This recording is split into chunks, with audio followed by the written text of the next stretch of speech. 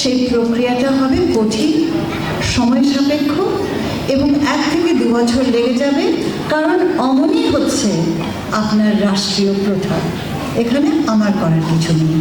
কিন্তু আমি কি ভাবছি, আমি ভাবছি এক্ষুনি আমি কি করে দিয়ে যেতে পারি। এক্ষুনি যেটা আমি করে দিয়ে যেতে পারি সেটা হচ্ছে শিশু একাডেমিই থাকলো। পলিসিগত দিক থেকে যেটা অভ্যন্তরে আমরা পরিবর্তন করে যেতে পারি সেটা হলো এটার কাজের সংজ্ঞা এবং কাজের স্কোপ, ব্যাপ্তি নির্ধারণ করে যেতে পারি। সেটা কি করবে? এই একাডেমিকে উন্মোচিত করে দেবে, অধিদপ্তরের রূপে রূপান্তরিত হতে সাহায্য করবে।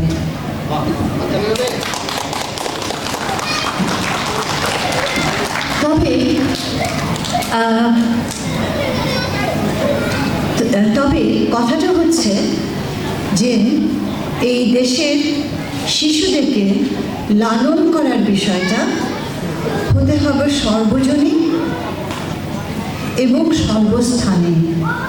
আমি চাইব ঢাকা শহরে শিশু একাডেমি এরকম একটা জায়গায় এমন একটা সৃষ্টি হোক যেন এর অনুরূপে আমার বাংলাদেশের প্রতিটি ডিস্ট্রিক্টে যেন কাজ হয় শিশুদের নিয়ে।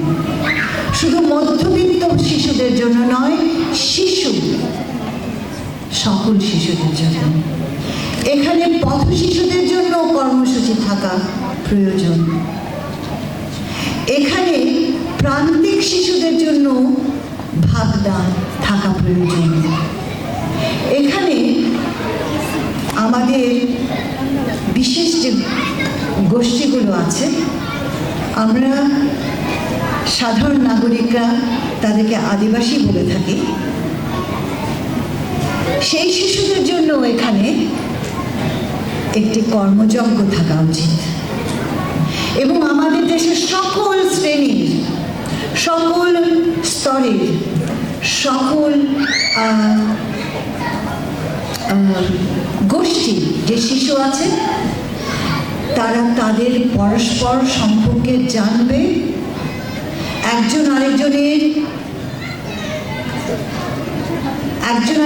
বিষয়ে জানবে, একজন আরেকজনের গানের সাথে পরিচিত হবে, একজন আরেকজনকে ভালোবেসে আমার বাংলাদেশ কি সেটা বুঝবে। বাংলাদেশ বহুজাতিক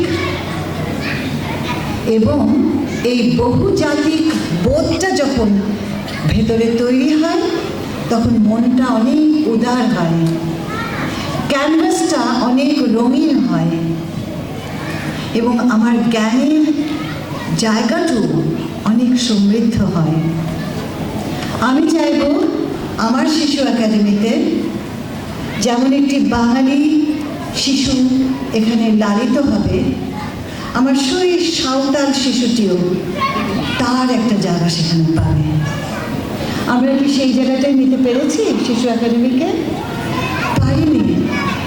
কিন্তু যখন আমার চিন্তার জগতে এটা স্থান পাবে, আমি যখন ভাবব, তখনই হয়ে যাবে আমার কাজ শুরু।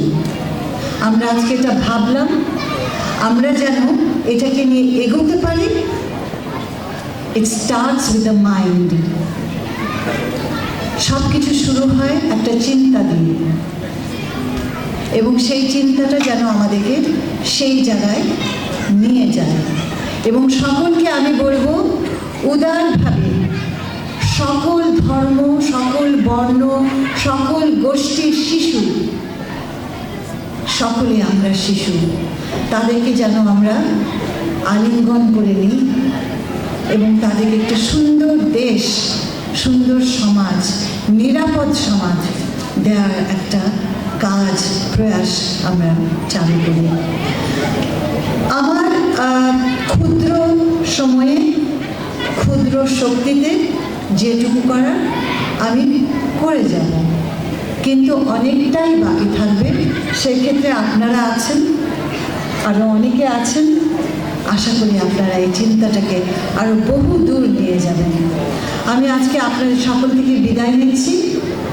আশা করি বাচ্চারা তোমরা খুবই একটা আনন্দময় দিন কাটিয়েছ।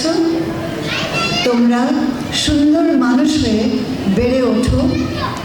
ঘৃণা নয়, ভালোবাসা, সৃষ্টি, এটাই হোক তোমাদের জীবনের প্রতিদিনের সাথে। ভালো থেকো। অনেক অনেক অনেক শুভ কামনা এবং স্নেহ।